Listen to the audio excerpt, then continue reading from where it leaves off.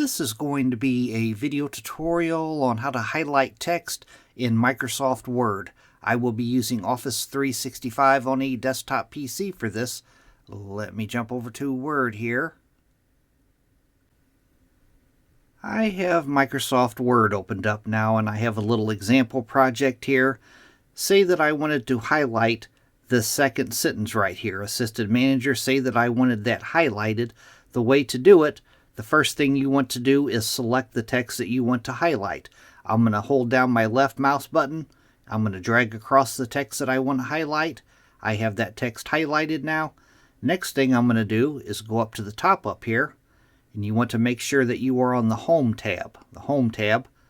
Then down here in the Font section, right over here, if you put your mouse cursor over this here, you'll see it says Text Highlight Color. You want to click the little drop down right next to it.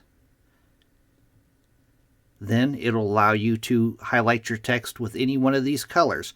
As you move your mouse cursor over the color, it shows you what it's going to look like with that color.